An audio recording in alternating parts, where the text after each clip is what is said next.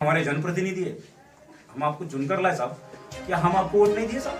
ये लोग हमारे, हम जो सब ठहरे, बोलो आप लोग वोट दिए क्या नहीं प्रियंका साहब? तो इनकी आवाज आप तक आ रही है साहब। मैं प्लीज आपको रिक्वेस्ट कर रहा हूँ, ये जो है नई कमेटी बनाने के लिए आप हमारा साथ दीजिए, और जो पुरानी कमेटी है बस उसको आप बर्खास्त करने के उसके पर कार्रवाई करेंगे। तो हमारा वक्फ बोर्ड हबीब शर्मा साहब ने जो बोला कि भाई ठीक है, अगर ये सच में इन्होंने बाउंड्री वॉल तोड़ा है और जो है ना इनलीगल तरीके से इन्होंने काम किया है, तो उसके ऊपर हम लीगल एक्शन लेंगे, बोलने की बात उन्होंने की है। इसलिए हम चुपचाप पुलिस स्टेशन से वापस आए और आवाम से मैं गुजारिश करूंगा कि देखिए सीतापुर की जो हालात है उस हालात को समझिए। यहाँ पर कुछ लोगों का, मेरी अगर बात बुरी लगी होगी तो सॉरी, माफी चाहता हूँ। ये मेरे नौजवान साथी है, मेरे बुजुर्गाने दीन है, जो मेरे बुजुर्ग है, मेरे बाप जैसे, मेरे चाचा जैसे जो भी लोग हैं, मैं सब तक का एक मेरी मैसेज पहुंचाना चाह रहा हूँ। यहाँ हमारी आवाम के अंदर, हमारे लोगों में एक ही बात हो रही है, अरे क्या जी, क्या खाली एक बस 10-20-50 का पिला देंगे तो सब हमारे साथ आते, 200-500 खर्चा करेंगे तो सब हमारे, क्या हमारी यही औकात है? मेरे आवाम, मेरे भाई, मेरे दोस्त बुजुर्ग, मैं आपसे रिक्वेस्ट कर रहा हूं, ऐसे लोगों के पीछे आना और ऐसे लोगों के ताहिद में जाना बंद कर दो और हक बात से अल्लाह का खौफ रखकर आपका जमीर जिंदा है तो हमारा साथ दो बस। अस्सलाम। आवाम तक एक बात और मुझे बोलना था कि देखिए सीतापुर का जो सियासती दावपेच है, इस ताल्लुक से मैं बोलना चाह रहा हूँ कि देखिए मुस्लिम कौम, मुस्लिम माइनॉरिटी जो कौम है भाई, ये कांग्रेस की है। तो मैं प्रियंका साहब को एक बात पूछना चाह रहा हूँ कि मुस्लिम कौम आपको टोटल जो यहाँ के जितने लोग हैं ये वोट देकर आपको जिता कर लाए साहब। यहाँ इनकी आवाम की एक आवाज जो दिल की निकल रही है वो देखिए आप कुछ लोगों तक का, अगर आप, मैं हाथ जोड़कर विनती कर रहा हूँ, गुजारिश कर रहा हूँ आपसे प्रियंका साहब कि आप यहाँ पर चित्तापुर के अंदर माइनॉरिटी में मुस्लिम कौम की 1-2 टीम बनने से रोकिए प्लीज। यहाँ नहीं तो 2 टीम हो रहा है, 2 टीम बनने जा रही है चित्तापुर में, जो काफी आवाम जो है एक साइड हो रही है। और आपके जो लोग हैं, जो कांग्रेसी लोग, मैं तो बोलूंगा कांग्रेसी लोग, मेरा टिक्का टिप्पणी उनके ऊपर नहीं है, कांग्रेस पार्टी पर मेरा टिक्का टिप्पणी यह है कि जो लोग आपको लेकर, आपके हिसाब से इन्होंने जो जो काम किया है, बखूबी आपने हमारा साथ दिया प्रियंका साहब, लेकिन मेरी एक गुजारिश है, एक विनंती है आपकी, हमारे सबकी गुजारिश है यहाँ पर बैठे हुए लोगों की, कि आप जो है इस ताल्लुक से जल्द यहाँ पर एक नई कमेटी अप्रूवल करा दीजिए। क्योंकि यहाँ पर, क्योंकि रूल्स के हिसाब से भी जो है ना 23 साल हो गया है लोगों के हाथ में रहते हुए, कुछ काम नहीं है, बस इतना ही है, लिहाजा एक नई कमेटी बनाई है। और साथ साथ में मैं एक बात और कहना चाहूंगा कि देखिए कुछ हमारे साथी है, इन्होंने नई कमेटी अप्रूव करने के वास्ते जो है ना प्रपोजल जो वक्फ बोर्ड में डाले, तो उसके अंदर कुछ 2 लोग हैं, वो 2 लोगों को टारगेट कर जो है ना ये कमेटी से उनको डरा कर जो है ना अपने तरफ खींचना, या तो कुछ आरोप लगाना, अट्रोसिटी केस कराना। अट्रोसिटी केस हमारे को भी बोल रहे हैं कि भाई तुम्हारे पे भी लगाएंगे, तो सब कानून भी कुछ है। डॉक्टर बाबा साहब अम्बेडकर का जो कानून है उसको हम सैल्यूट करते हैं। उस कानून के बेस पर आर्टिकल 19 अंडर सेक्शन 1 को हमारी खुली आजादी है, हमारी बात रखना, हमारी जो है ना बात सबके सामने रखना। तो साहब आप एक हमारे जनप्रतिनिधि है, हम आपको चुनकर लाए साहब, क्या हम आपको वोट नहीं दिए साहब? ये लोग हमारे, हम जो सब ठहरे, बोलो आप लोग वोट दिए क्या नहीं प्रियंका साहब? तो इनकी आवाज आप तक आ रही है साहब। मैं प्लीज आपको रिक्वेस्ट कर रहा हूँ, ये जो है नई कमेटी बनाने के लिए आप हमारा साथ दीजिए, और जो पुरानी कमेटी है बस उसको आप बर्खास्त करने के लिए। अस्सलाम वालेकुम, मैं इब्राहिम शेख, और मेरे साथ हमारे जो नई कमेटी जो बनने जा रही है, जो प्रपोजल डाले हैं हमारे ख्वाजा मोइनुद्दीन साहब, और हमारे बीजेपी के अध्यक्ष माइनॉरिटी प्रेसिडेंट हमारे यूनुस साहब, और कुछ हमारे साथी और आवाम चितापुर के, यहाँ पर आज मीडिया से मुखातिब होने का रीज़न ये है क्योंकि चितापुर में पिछले 2 महीने से हम देख रहे हैं कि वक्फ जो प्रॉपर्टी है, जो कब्रिस्तान सर्वे गैजेट नंबर 37 सर्वे नंबर 142, इसके ताल्लुक से जो चितापुर के अंदर जो गैर जरूरत चीज जो नहीं होना चाहिए वो हो रही है। रीज़न ये है क्योंकि जो कमेटी आज हमारे पास नया प्रपोजल डालने के लिए वक्फ बोर्ड के पास गई है, वो रीजन ये है क्योंकि हमारे जो एलिगेशन है कि वहां पर डेवलपमेंट का काम आज 23 साल के अंदर नहीं हुआ, और वहां पर जो इनलीगल तरीके से जो एक्टिविटी हुई है उसको रोकने का हमारा एलिगेशन, उसको रोका जाए। और साथ ही साथ जो बीच का जो रोड है उसका कंपनसेशन कहाँ है वो भी हमने सवाल वक्फ बोर्ड के ऊपर उठाया। आज तक किसी ने चितापुर के अंदर एक वाइस ट्रक जो अरशद डॉक्टर साहब जो इंतकाल कर गए, इन्होंने जो चितापुर के अंदर आवाज उठाई थी, उसके बाद ये हमारी जो नई टीम जो बनी हुई है, ये टीम आवाज उठा रही है कि उसका कंपनसेशन, उसका मुआवजे के लिए भी हमने आवाज उठाया।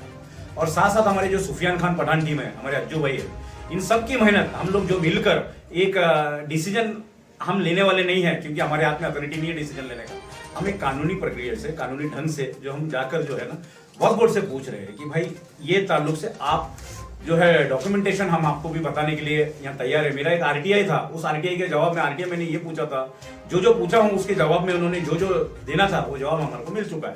तो उस जवाब के ताल्लुक से हम वक्फ बोर्ड को ये पूछे कि भाई इन्होंने जो हमको डॉक्यूमेंट आपसे मिला रिटर्न में, ये रिटर्न में इन्होंने बता रहे कि 2011 में 2011 में जो है ना जाकर जो है ये बेंगलोर से परमिशन लाए। तो ये परमिशन मैं आपको बताना चाहूंगा कि ये परमिशन, ये ऑर्डर कॉपी जो है रिकंस्ट्रक्शन का दिया गया है।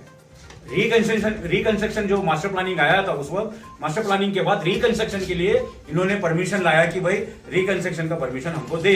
तो उस वक्त तत्पूर्ता कमेटी बनाने के लिए इन्होंने कुछ लोगों को चुनकर उस कमेटी जो है अप्रूवल कराने के लिए बेंगलुरु चले गए। तो बेंगलुरु वालों ने उनको बाकायदा मदद करते हुए उनको 3 इयर्स का वहां पर पीरियड उनको दिया कि भाई आप 3 साल के अंदर ये आप कर लीजिए, जो काम कर रहे हैं एक्टिविटी आपके पास 3 साल है। तो विद इन 3 इयर्स के बाद इनका क्या काम बनता है कि भाई वक्फ बोर्ड वापस फिर एक नई कमेटी को अमल में लाए, या तो वही लोग अच्छा काम करे तो उनको ही ग्रांट करे। लेकिन वहां पर उन्होंने जीरो है, जीरो, मैं बोलता हूँ जीरो है वहां पर काम के ताल्लुक से। मैं बोलूंगा कि वक्फ का फंड आइए, ये वक्फ का फंड है जो आया है नीचे, वक्फ का फंड, फिर पीडब्ल्यूडी से भी फंड आया था, वो रिटर्न गया, ठीक है मैं मानता हूँ, कुछ और जगह का भी फंड है। और दुकान के ताल्लुक से मैं पूछना चाहूंगा, दुकान इलीगल नहीं है, दुकान क्या है वो हमको देखना नहीं है।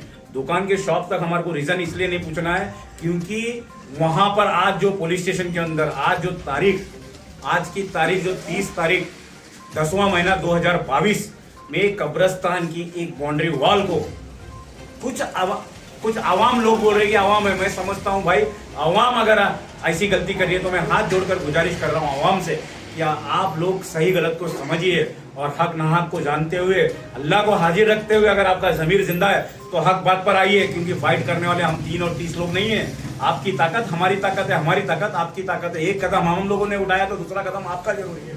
आज जिन लोगों ने पुलिस स्टेशन में आकर हमारे ऊपर जो है ना आरोप लगाने का हमारे ऊपर जो लड़ने की कोशिश किया वो सभी दुकान वाले थे। तो मैं दुकान वालों से एक बार फिर हाथ जोड़कर गुजारिश कर रहा हूं मेरे भाई, मैं आपकी दुकानों को तोड़ना मेरा मकसद नहीं है, आपको वहां से हटाना मेरा मकसद नहीं है। आप लीगली तरीके से वहां बैठे हैं, जो भी बैठे वक्फ बोर्ड देख रहा है, मेरे को उस तक जाना नहीं है। मेरे को सिर्फ पूछना यही है कि क्या 25 साल से किसी के बाप की जागीर नहीं है, किसी के बाप की प्रॉपर्टी नहीं है कि आप लोग एक ही लोग, चाहे मैं क्यों ना हो, जो उस पर काबिज बैठे। ये कानून और ये जो रूल्स है वो रूल्स के हिसाब से, वक्फ बोर्ड के रूल्स के हिसाब से हम फॉलो अप करते हुए नई कमेटी का प्रपोजल डाले। रीजन ये था कि भाई वहां पर काम नहीं दिख रहा है, हमें वहां पर काम नहीं दिख रहा है, वहां पर बिल्कुल जो है ना हम अगर बोलने जैसे अगर अल्फाज वापरे तो मैं समझता हूं कि शायद उनको बुरा भी लगे। मैं वैसे अल्फाज वापरना नहीं चाहता हूं, लेकिन मैं ये भी बोलूंगा आर्टिकल 19 अंडर सेक्शन 1 के तहत हमारी खुली आजादी है हमको बोलने का, हमारी बोलने की आजादी कोई नहीं छीन सकता है। अगर आप मेरे को सबके सामने बोल रहे हैं उनको मारूंगा, चीरूंगा, चप्पल से मारूंगा, इससे मारूंगा, अरे भाई मैं आपकी मार खाने के लिए तैयार हूं।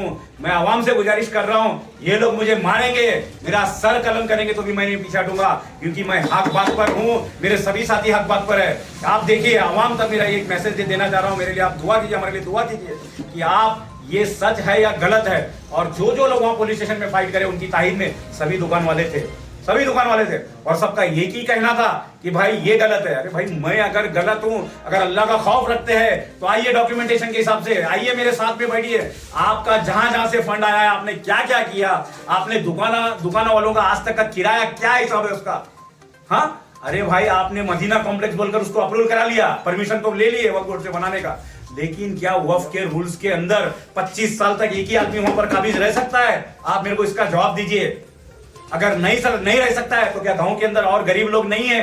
गांव के अंदर कोई ऐसा जो गरीब नहीं है, जिसकी जरूरत नहीं है, उन तक पहुंचना चाहिए वो हेल्प। आज 23 साल के अंदर अगर कुछ ना कुछ, मैं समझता हूं वो अमाउंट मुझे बोलना नहीं चाहिए, लेकिन एक फिगर पे आऊंगा तो मैं समझता हूं लोगों को मिर्ची लगेगी, तो फिगर मैं नहीं बोलूंगा, लेकिन उस ताल्लुक से बोलना चाहूंगा कि वो फंड कहां गया। क्या आपने कोई बेवा की मदद की? क्या आपने कोई यतीम की मदद की? क्या आपने कोई मिस्किन गरीब या कोई गरीब को वहां पर दुकान अलॉट कराया? आप रूल्स के हिसाब से आप लोग मेरे पे आवाज उठा रहे कि भाई अनपढ़ सदर बोला। अरे भाई अनपढ़ सदर मैं वापस दोहरा रहा हूं, हाँ बोला, अनपढ़ सदर बोला मैंने, लेकिन जो सदर वहां पर नहीं है तो उसको गलत नहीं लगना चाहिए, क्योंकि वहां वक्फ बोर्ड में रजिस्टर ही नहीं है कमेटी। सदर बोलकर आप है तो मैं बोलता था कि भाई हाँ मेरी गलती है। आप अनपढ़ सदर ये मेरे को बोलने, मेरे को कुछ ऐसा नहीं शौक लगा कि मैं खुद आकर मीडिया के सामने बोला। मेरे को खुद वहां पर वक्फ बोर्ड में जो हबीब शर्मा साहब चेयरमैन साहब है और हजरत अली साहब जो वक्फ ऑफिसर है, डिस्ट्रिक्ट ऑफिसर है, इनका कहना है कि अनपढ़ आदमी सदर नहीं बन सकता, दुकान में रहने वाला कमेटी में रहने वाला दुकान नहीं ले सकता, और साथ साथ में बीपीएल कार्ड जिसका है उसी को दुकान मिल सकता है। तो उस रूल्स को फॉलो करते हुए मैंने मीडिया के सामने आकर मुखातिब होकर इस चीज को बोला। तो इसमें अगर आप लोगों को बुरा लगा है तो मैं बार बार माफी नहीं मांगूंगा, क्योंकि आपने मेरे को चप्पल से मारने का बोला है, आपने मेरे सर कलम करने का बोला, आइए मुझे चप्पल से मारिए, सर कलम कीजिए। अब मैं तुम्हारे सामने झुकने वाला नहीं हूं। मैं झुका इसलिए था क्योंकि एक बड़े चाचा बोलता हूं, आप बड़े हैं, बुजुर्ग है बोल के आपको मैंने रिक्वेस्ट करके सॉरी भी बोला था, लेकिन आप मेरा सॉरी बोलना आपके, मेरे को लगता है मेरा वर्ड मैं वापस लेना जरूरी है, मैं वापस ले रहा हूं वर्ड। अब मैं सॉरी नहीं बोलूंगा आपको, मैं आपको कोर्ट में जाने के बाद अगर बात आई और हक पर आई तो मेरा सर कलम होगा, लेकिन मैं हक बात करूंगा। और इस माध्यम से मैं यही लास्ट में मेरा यही बोलना चाहूंगा, पीएसआई साहब और जो हमारे पुलिस डिपार्टमेंट है, इन तक का जो बात पहुंची तो इन्होंने भी अच्छा कोऑपरेट करते हुए इन्होंने भी यही बोला कि ठीक है, वक्फ की प्रॉपर्टी है, वक्फ से अगर हमारे को बाकायदा इसका इंटीमेशन मिला तो हम उसके ऊपर कार्रवाई करेंगे। तो हमारा वक्फ बोर्ड हबीब शर्मा साहब ने जो बोला कि भाई ठीक है, अगर ये सच में इन्होंने बाउंड्री वॉल तोड़ा है और जो है ना इनलीगल तरीके से इन्होंने काम किया है तो उसके ऊपर हम लीगल एक्शन लेंगे बोलने की बात उन्होंने की है। इसलिए हम चुपचाप पुलिस स्टेशन से वापस आए और आवाम से मैं गुजारिश करूंगा कि देखिए, सीतापुर की जो हालात है उस हालात को समझिए। यहाँ पर कुछ लोगों का मेरी अगर बात बुरी लगी होगी तो सॉरी, माफी चाहता हूँ। ये मेरे नौजवान साथी है, मेरे बुजुर्गाने दिन है, जो मेरे बुजुर्ग है, मेरे बाप जैसे, मेरे चाचा जैसे जो भी लोग हैं, मैं सब तक का एक मेरी मैसेज पहुंचाना चाह रहा हूँ। यहाँ हमारी आवाम के अंदर, हमारे लोगों में एक ही बात हो रही है, अरे क्या जी, क्या खाली एक बस 10-20-50 का पिला देंगे तो सब हमारे साथ आते, 200-500 खर्चा करेंगे तो सब हमारे, क्या हमारी यही औकात है? मेरे आवाम, मेरे भाई, मेरे दोस्त बुजुर्ग, मैं आपसे रिक्वेस्ट कर रहा हूं, ऐसे लोगों के पीछे आना और ऐसे लोगों के ताहिद में जाना बंद कर दो और हक बात से अल्लाह का खौफ रखकर आपका जमीर जिंदा है तो हमारा साथ दो। बस अस्सलाम।